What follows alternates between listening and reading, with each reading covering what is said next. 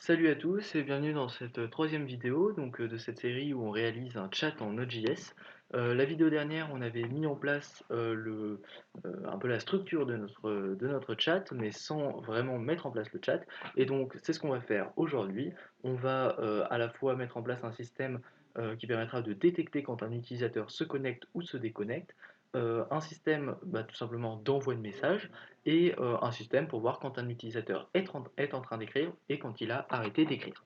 Voilà, donc pour être honnête, j'ai déjà tourné cette vidéo, mais mon casque était débranché. Voilà, donc j'ai un peu le seum, mais bon, c'est pas grave, on va le refaire, au moins je vois un peu mieux comment vous le présenter, etc., pour que ce soit le plus compréhensible possible. Donc on va commencer tout de suite. Je vous propose de commencer peut-être par le chat, tout simplement. On va commencer par le côté chat. Donc le côté chat, tout simplement, on va commencer par demander à l'utilisateur de rentrer un pseudo. Donc pour ça, on va dire while non pseudo, donc tant que tu n'as pas rentré le pseudo, on te le demande. Donc on dit var pseudo est égal à prompt pour demander à l'utilisateur son pseudo et quel est ton nom, tout simplement. Voilà. Quand on rafraîchit la page, on a bien notre petite alerte qui nous demande quel est ton nom. Et si je ne rentre rien du tout, elle revient à l'infini. Voilà, c'est une mini sécurité, même si en soi, évidemment, sur un site un peu plus conséquent, il faudrait évidemment avoir plus de sécurité. Ici, c'est notre petite sécurité pour que notre chat fonctionne. Et tout de suite, on va émettre notre premier événement. Donc c'est exactement l'exemple que j'avais pris dans la première vidéo. Si vous n'êtes pas à l'aise avec les sockets, je vous invite à aller la voir, où j'essaie un peu de vous initier, on va dire, aux sockets pour ceux qui ne connaîtraient absolument pas. Donc voilà, on va émettre notre premier événement qu'on va appeler pseudo et qui va passer le pseudo. Voilà, on va dire, ah bah tiens, prends le pseudo. Et aussi, on va changer le titre de la page. Donc on va dire document.title est égal à pseudo plus, on va mettre un petit tiret, document.title. Voilà, comme ça, dès qu'on revient sur notre page, c'est notre chat et dès qu'on a rentré notre pseudo, ça s'actualise, c'est Antoine, notre chat. Parfait. Du point de vue du serveur maintenant, parce que c'est ici qu'on va donc écouter l'événement pseudo qu'on vient de rentrer. Donc on avait mis le petit to do pour se rappeler que c'est ici qu'on va tout simplement écouter nos événements, qu'on va faire fonctionner nos sockets. Donc la première chose, je vous rappelle qu'il fallait, donc encore une fois, c'est dans la première vidéo, on avait vu que pour initialiser vraiment les sockets, il faut que socket.io détecte quand un utilisateur se connecte. Pour ça, on fait io.onConnection. Ça va permettre à Socket qu'au moment où un utilisateur se connecte, ça va lui créer une socket personnelle, donc elle est personnelle, elle n'est qu'à lui, et comme ça, chaque utilisateur aura une socket. Donc, on va écouter cette socket, elle va écouter l'événement pseudo. Elle va écouter notre événement qu'on a appelé pseudo. Donc ici, on émet l'événement pseudo, et ici, on écoute l'événement pseudo. Donc lorsqu'on écoute cet événement, lorsqu'on va le détecter, on va lancer une fonction anonyme qui va prendre comme argument pseudo, et qui va d'abord dire, voilà, la socket de mon utilisateur, elle va avoir un pseudo, et ce pseudo, il sera égal au pseudo en question. Voilà. Ce qui va permettre que chaque utilisateur ait son pseudo de stocké dans sa socket. Et ensuite, la socket va émettre, donc on va faire un point emit. On met bien le point broadcast parce que on veut émettre à tous les utilisateurs, on veut que tous les utilisateurs connectés soient notifiés du fait qu'un nouvel utilisateur s'est connecté. Et on va émettre un nouvel événement qu'on va appeler new user. Et on va lui faire passer encore une fois le pseudo. Donc là pour l'instant, l'utilisateur rentre son pseudo, on émet l'événement pseudo du côté de la vue, le serveur le détecte, stocke le pseudo dans la socket de l'utilisateur et émet à tous les autres, ah, il y a un nouvel utilisateur qui vient de se connecter. Ici, du côté du chat, on va écouter toujours, puisque encore une fois ça marche tout le temps par événement, on va écouter ce nouvel événement qui va s'appeler new user. Donc pour ça, rien de plus simple, socket.on new user. Et lorsqu'on détecte new user, eh bien, on va lancer une fonction anonyme. Toujours. C'est toujours, on écoute un événement, quand on le reçoit, on lance une fonction anonyme. Ici, notre fonction anonyme, elle prend, oh pardon, j'ai mis une virgule, puisque c'est un callback. Hein. Donc c'est un peu c'est le dernier argument de notre fonction on. Donc cette fonction anonyme, qu'est-ce qu'elle va faire? Elle prend en argument le pseudo et elle va créer un petit message machin a rejoint le chat. En fait, pseudo a rejoint le chat. Donc ici, on pourrait s'embêter à tout écrire manuellement à chaque fois, mais puisque on va souvent écrire des messages, c'est surtout dans message container hein, qu'on va écrire des messages, et ben je propose qu'on crée une petite fonction. Donc pour ça, on va découper notre code. Ici, on va écrire yo, voilà, pour dire qu'ici, ou plutôt tiens events, comme ça ici, on écoute nos événements. Et puis ensuite, quelques lignes plus bas, on va mettre nos fonctions, function. Et donc, on va créer notre première fonction qu'on va appeler createElementFunction et qui aura pour but de créer les éléments. Voilà, ça nous évitera à chaque fois de devoir refaire des getElementById, machin. Au moins, on passera par une fonction qui fera tout à notre place. Donc, et surtout, tout sera stocké. Donc cette fonction va prendre deux arguments, l'élément et le contenu. Donc ici par exemple l'élément ce sera un new user, on voudra un message new user et le contenu de ce message. Donc il sera ici le pseudo. Donc première chose qu'on fait dans cette fonction, on va créer une constante new element qui sera le nouvel élément concret, donc qui sera document.createElementDiv. À chaque fois on va créer des divs, on va pas s'embêter. Voilà. Et ensuite on va faire un switch. Donc switch en fonction de l'élément qu'on a reçu en argument. Ce switch, il va à chaque fois qu'on créera des nouvelles fonctionnalités pour notre chat, on l'améliorera. Ici, on va créer donc le premier cas de ce switch qui va être le cas new user. Donc, lorsque element est égal à new user, on va faire ce qui suit. D'abord, on va prendre notre nouvel élément et lui ajouter des classes. Donc pour ça, classlist.add et on va lui ajouter deux classes. L'élément, puisqu'en fait, donc je vous rappelle que le style.css est disponible sur le GitHub, voilà, puisqu'ici le CSS n'est pas le plus important, mais pour que ce soit le plus simple possible, les classes qu'on utilise dans le style eh bien, correspondent aux différents événements. Donc par exemple, pour un message qui sera, pour moi, ce sera new message me, pour un message qui sera pour les autres, donc sur la gauche en gris, ce sera new message all. Voilà, et donc ici, pour un message de nouvel utilisateur, ce sera new user. Donc du coup, on met directement le nom de l'élément voilà, dans notre class list. Et on va ajouter message, qui sera, message, pardon, hop, voilà, qui sera un peu notre classe pour tous les messages. Voilà, qui est un peu notre classe générale, quoi. Ensuite, on va évidemment lui dire ce qu'il va contenir. Donc pour ça, on va faire un text content. Donc newElement.textContent et on va tout simplement lui dire que c'est égal à content. Donc ici content, ce sera le pseudo. On va faire passer le pseudo plus a rejoint le chat. Voilà. Et ensuite, il ne reste plus qu'à intégrer cette div dans notre page. Donc pour ça, on va document.getElementById. Donc ça, en soi, on aurait pu le faire ici parce qu'on va souvent l'utiliser, mais bon, c'est pas très grave. Message container, message container hein, qui est ici, qui est cette div qui contiendra la majorité de nos messages. Et on va tout simplement lui append child, et on lui append child notre nouvel élément. New element. Voilà. Et on break.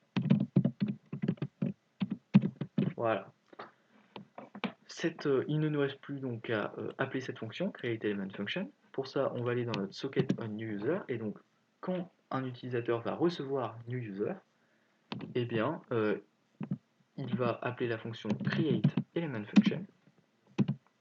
Son élément, ce sera new user, puisqu'on veut créer un élément qui s'appelle new user, et le contenu ce sera le pseudo. Voilà.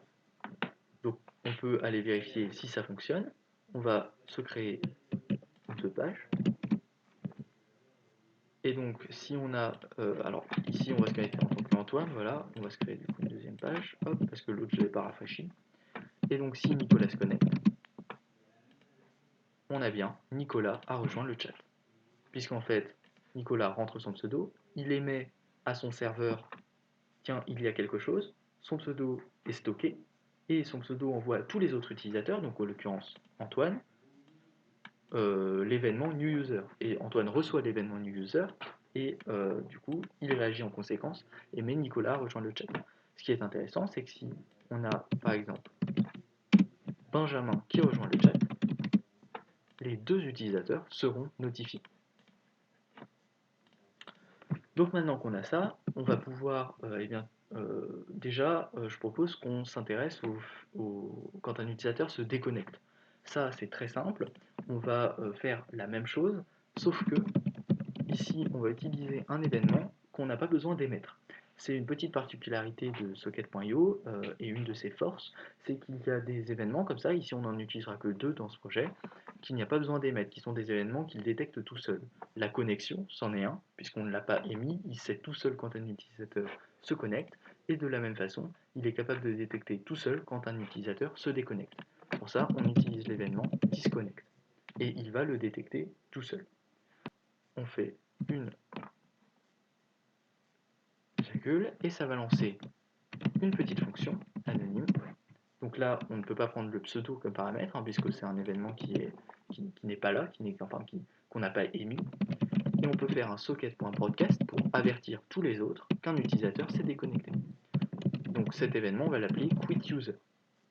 Et on va lui faire passer là quelque chose, on va lui faire passer le socket.pseudo. C'est à ça que ça sert notamment d'avoir stocké le pseudo dans la socket, c'est qu'on y a accès partout.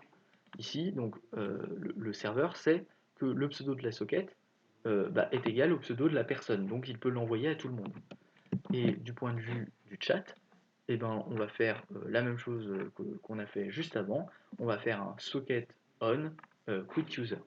Donc pour ça, on va aller juste en dessous, socket.on quit user, qui va prendre, donc ensuite, notre callback va prendre le pseudo comme paramètre, et il va appeler tout simplement create element function, cette fois en lui faisant passer quit user, donc notre message sera un quit user, et toujours le pseudo. Il nous manque lui ici qu'à créer le cas quit user, donc pour ça, on fait un copier-coller, hop, on respecte l'indentation, donc on remplace new par quit, et ici, ça va pas être machin a rejoint le chat, mais bien machin a quitté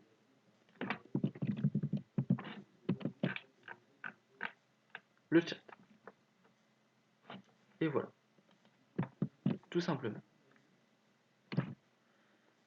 Maintenant qu'on a fait ça, on peut vérifier que ça fonctionne. Donc si on reload, alors à chaque fois il faut bien reload nos pages. Hop, parce que sinon ça crée des petits bugs. Maintenant si on a Nicolas qui se connecte, on a bien Nicolas se déconnecte. Si Antoine se déconnecte, Nicolas vient, Antoine a quitté le chat. Parfait.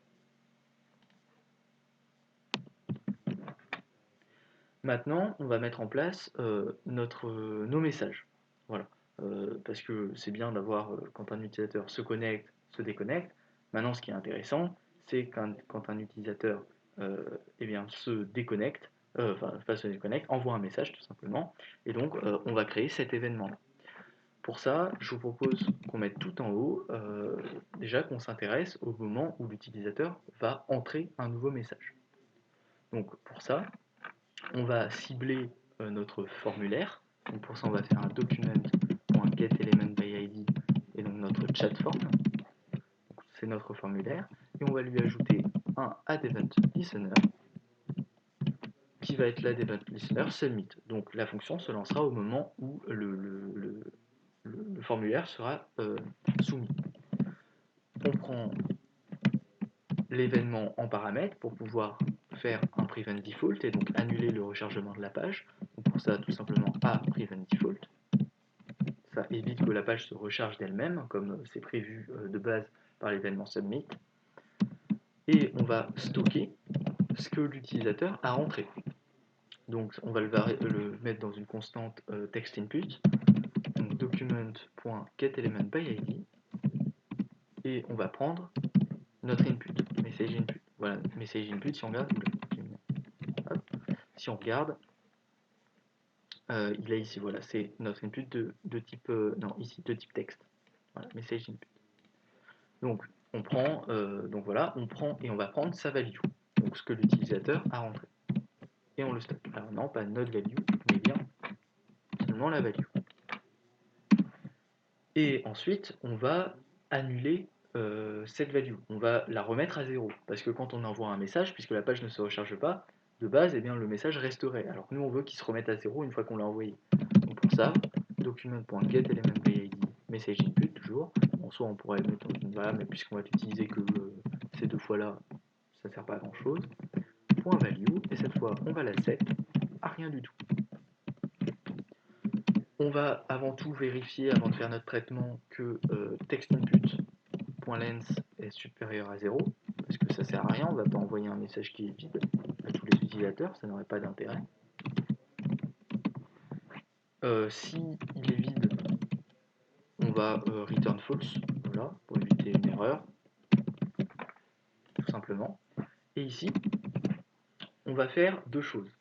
D'abord, on va émettre, donc on va faire un socket.emit new message. On est, voilà, pour prévenir le serveur, tiens, il y a un nouveau message. Et on lui fait passer évidemment le texte input, donc le message en question. Et alors là, c'est un peu une particularité, on ne l'a pas fait pour l'instant. Il va falloir tout de suite créer un nouvel élément. Pourquoi? Parce que jusqu'à présent, quand un nouvel utilisateur se connecte, un nouveau message se crée sur l'interface, sur le chat des autres utilisateurs. Là, on veut que la personne, l'utilisateur qui a envoyé son message, eh ben, il puisse voir son message s'afficher en bleu sur la droite. Donc pour ça, on va faire un createElementFunction et on va appeler un nouvel élément, par exemple newMessageMe. Donc voilà, donc c'est mon nouveau message à moi. Et on va lui faire passer son contenu. Et donc, on va tout de suite créer dans notre createElementFunction le nouveau cas. Alors, j'essaye de respecter un petit peu la chronologie. Donc, d'abord un nouveau user, ensuite un nouveau message, ensuite à la fin, l'utilisateur quitte. Donc, c'est pas primordial, mais voilà, c'est un peu plus lisible, je pense. On va faire le cas newMessageMe. Et donc, dans ce cas-là, on va toujours ajouter, cette ligne va être toujours vraie, on va ajouter toujours comme classe la classe message plus la classe qui correspond donc à notre élément, donc newMessageMe. Et notre new et cette fois l'intérieur, donc on va le modifier. Alors on peut utiliser un texte content ou un inner HTML, hein, ça ne change rien. Et cette fois, on va dire pseudo, puisque on peut utiliser la variable pseudo, hein, puisqu'elle est définie juste au-dessus. Elle est définie ici, donc on peut l'utiliser pour dire voilà, moi j'ai envoyé tel message. Pseudo, on pourrait mettre vous avez envoyé, hein, ça revient au même. Plus, on va faire un petit deux points et on va mettre le message, donc qui est le content, puisqu'on l'a fait passer ici. Voilà. Et oui, évidemment, on n'oublie pas d'appendChild et de break. Voilà. Donc là, déjà ici, si je recharge ma page, on peut voir que pour l'instant, si j'envoie un message, hop, il s'affiche ici. Voilà, mais pour l'instant, il n'est pas émis, enfin il est émis, mais il n'est pas écouté par les autres. Donc là, on va s'occuper de ça tout de suite. Donc là, on a bien ici émis notre message newMessage. Donc maintenant, on va traiter ça du côté du serveur. Donc là, pareil, je vais essayer de respecter la même chose. Ici, nouvel utilisateur, il se déconnecte, donc on va le faire entre les deux. Socket.on newMessage. Et donc, socket.on newMessage, qu'est-ce qu'on va faire? On va tout simplement émettre, c'est exactement la même chose qu'ici, on va émettre le message à tout le monde. Pour ça, fonction anonyme, qui ne passe pas le pseudo, pardon, je regardais ça, mais qui va plutôt faire passer le message évidemment, et qui va faire un socket.broadcast, donc pour avertir encore une fois tous les utilisateurs, .emit, et donc on va émettre un événement qui s'appellera newMessageAll.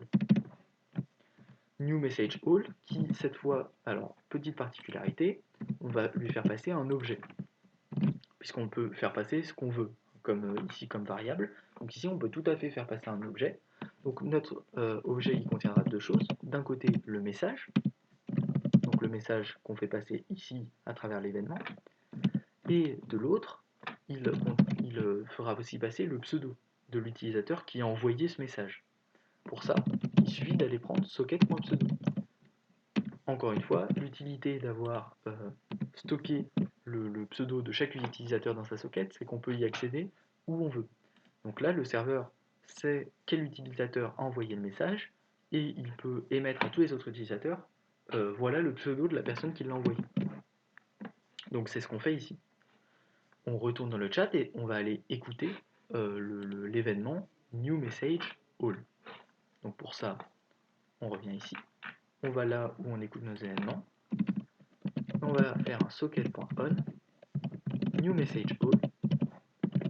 Donc on écoute l'événement newMessageAll. Donc voilà. Et on va lui faire passer le contenu de newMessageAll, content. Donc cette fois, je rappelle que content est un objet. Et cette fonction, eh bien, elle va tout simplement, encore une fois, faire un createElement function. Voilà, c'est à ça que ça a servi de faire une fonction, c'est que vous voyez qu'à chaque fois ça évite d'alourdir notre code, au moins toutes les créations d'éléments sont dans une même fonction, c'est un peu plus clair. Donc l'élément ce sera un newMessageAll, hein, on essaie de toujours respecter le nom, après là vous pouvez mettre ce que vous voulez, c'est juste que moi pour mon CSS c'est plus pratique, et je lui fais passer le contenu. Ici on va avoir quasiment la même chose que newMessageMe, donc on veut faire un petit copier-coller en respectant l'indentation.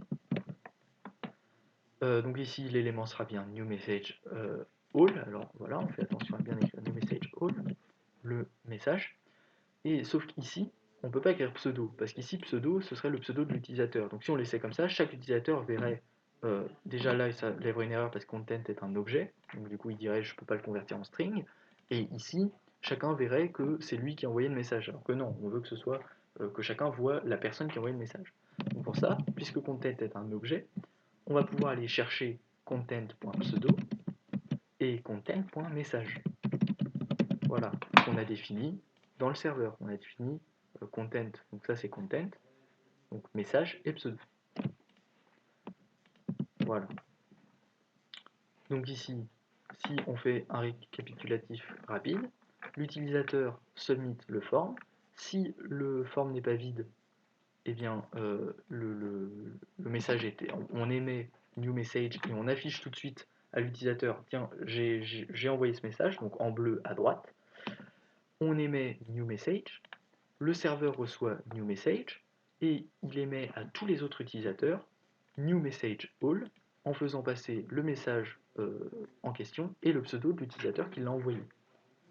Et ensuite, tous les utilisateurs écoutent new message all et donc ils le reçoivent et ils créent l'élément newMessageAll. On peut regarder un petit peu comment ça fonctionne. Hop, Antoine. Ici, on va créer Nicolas. Toujours les mêmes exemples. Nicolas rejoint le chat. Maintenant, si Antoine dit salut Nico, il le voit bien. Et Nicolas le voit bien aussi. Il va répondre salut. Mais si, entre-temps, on a Benjamin qui s'est connecté, donc les deux ont été notifiés que Benjamin rejoint le chat, et Nicolas, s'il envoie son message, voilà, Benjamin va le recevoir, et Antoine va le recevoir. Donc là, on a déjà une bonne base de chat. La dernière chose pour cette vidéo que je veux qu'on mette en place, qui va être très rapide, hein, maintenant qu'on a fait ça vraiment, on a vraiment la base, on a vraiment le gros de ce qu'on peut faire.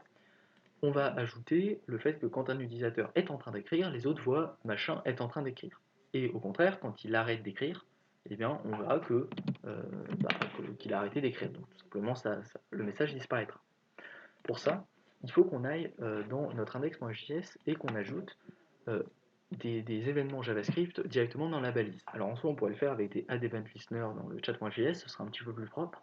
Ici, je vais au plus simple pour ne pas surcharger chat.js. Donc voilà, il ne faut pas. Sur un plus gros projet, on ferait pas ça comme ça parce que du coup, l'utilisateur peut venir supprimer cet attribut et du coup, que ça ne fonctionne plus. Après, bon, voilà, ça n'a pas un impact énorme. Mais bon, là, on va faire ça comme ça, ce sera plus simple. Donc, onKeyPress, on lance la fonction writing. Donc, quand l'utilisateur est en train, enfin, touche une touche de son clavier. Et au contraire, onBlur, on va lancer notWriting. Comme ça, les noms sont assez équivoques, il n'y a pas de souci. Donc, onBlur, c'est quand on perd le focus. De base, on a mis de l'autofocus. Donc là, si je recharge ma page, on voit que je suis directement focus sur l'input. Dès que je vais entrer une touche, ça fonctionnera.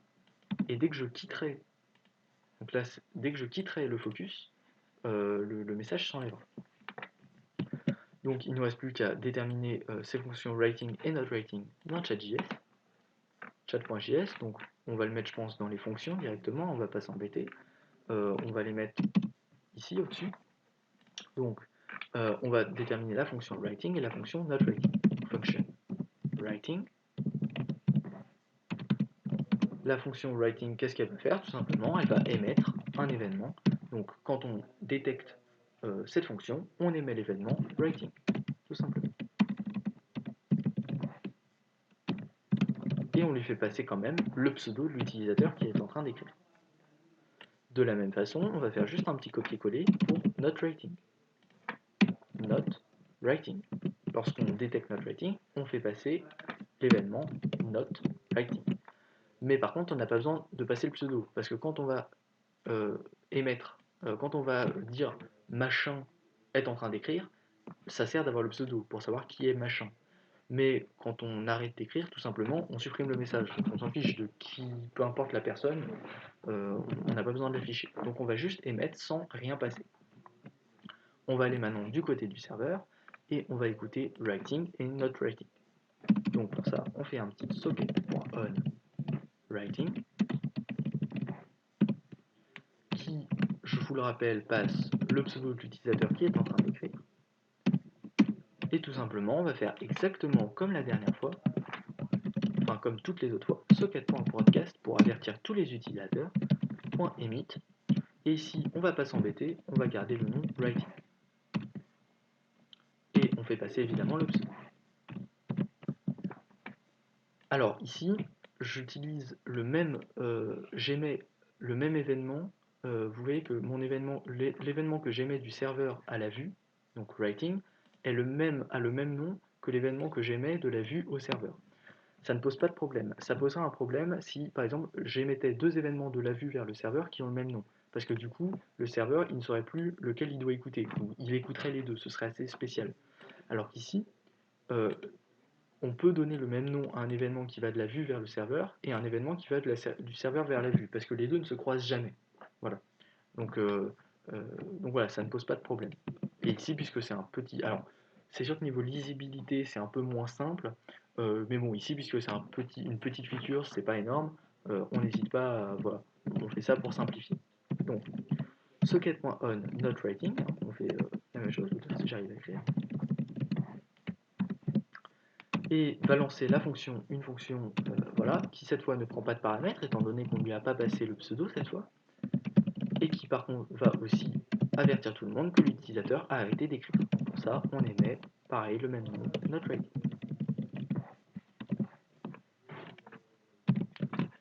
Voilà.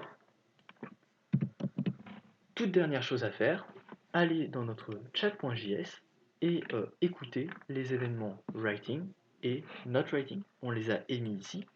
ils sont passés dans le serveur les a reçus, ici, voilà, et il émet à tous les autres, ah, il y en a un qui est en train d'écrire, ou il y en a un qui a arrêté d'écrire. Pour ça, on va aller là où on écoute nos messages, et on va dire en dessous, ici, on va faire un petit socket.onWriting, qui va prendre en paramètre, en argument, pardon, le pseudo,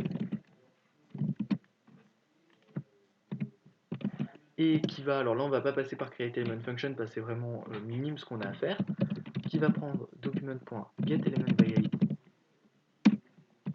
isWriting, qui est la div qu'on avait créée, qu'on a créée dans notre index.js, qui est ici, voilà, et donc qui est créée pour contenir justement le fait qu'un utilisateur est en train d'écrire ou non. Point TextContent, et on va lui dire tout simplement que son TextContent va être égal à pseudo plus, donc pseudo qu'on a fait passer là, est en train d'écrire. Voilà. Alors, il faut échapper notre caractère. Hop là. Tout simplement. De la même façon, on va faire un socket.onNotWriting qui, du coup, toujours n'a pas d'argument. Et lui, on va lui dire document.getElementById, toujours isWriting. Et sauf que cette fois, on va lui dire ton TextContent, il est égal à rien du tout. Donc, on annule le TextContent. Donc, quand l'utilisateur arrête d'écrire, il va tout simplement le est en train d'écrire disparaît. Donc voilà, là on a vraiment notre base de chat assez complet. On peut un petit peu le tester, voilà, on va le tester avec un utilisateur ici. Hop, on va créer un nouvel utilisateur, une nouvelle fenêtre, toujours sur le port 8080, Nicolas. On va en mettre un à gauche, l'autre à droite. Et donc on voit bien, donc on a eu Nicolas à rejoindre le chat, donc là on est connecté entre Nicolas là en tant qu'Antoine. Si Nicolas commence à écrire, on voit que là on a Nicolas est en train d'écrire. Alors pour l'instant il n'y a pas de channel, donc ça se met un peu n'importe où. Après voilà, encore une fois le CSS vous pouvez le mettre où vous voulez, l'important c'est d'avoir l'idée de comment ça fonctionne. Dès que j'enlève le focus de l'input, ça me dit, enfin le message disparaît. Ça marche évidemment dans les deux sens. Voilà. Si j'envoie un message, salut, hop, Nicolas voit qu'il a reçu qu'il a envoyé le message. Antoine reçoit bien le message. Et si on est, soyons un peu fous, mettons encore une nouvelle fenêtre, sachant que ça marche vraiment à l'infini, hein, localhost, et qu'on a bien Benjamin qui arrive. Benjamin rejoint le chat des deux côtés. Et si Benjamin, on va devoir réduire vachement, est en train d'écrire, les deux sont notifiés. Et s'il envoie un petit message, les deux sont notifiés. Et ça marche avec autant de personnes que vous le souhaitez. Donc voilà, j'espère que cette vidéo vous aura plu, qu'elle vous aura été utile. Donc on a vraiment là une base de chat très complète, déjà une première base très complète. Néanmoins c'est pas terminé. Dans la prochaine vidéo, on verra comment lier notre chat à MongoDB, à la base de données, afin tout simplement que quand on revient sur le chat, eh bien, on voit les anciens messages, parce que si on était sur Messenger et qu'à chaque fois on perdait tous nos messages, ce serait pas ouf, quoi. Donc c'est une feature intéressante. Et puis ensuite, on verra comment créer des messages privés, des channels. Ce sera dans les prochaines vidéos. En tout cas, si la vidéo vous a plu, je vous invite évidemment à la liker, à vous abonner, à la partager, hein. Moi, c'est toujours cool, ça apporte un peu de visibilité. Dans le GitHub, dans la description, pardon, il y a mon GitHub et celui de Nicolas, donc qui m'a aidé à créer ce chat. Voilà. Et puis si vous avez des questions, des remarques, n'hésitez pas dans les commentaires, je répondrai évidemment. Voilà, et puis bonne journée à vous, et puis à bientôt pour la prochaine vidéo.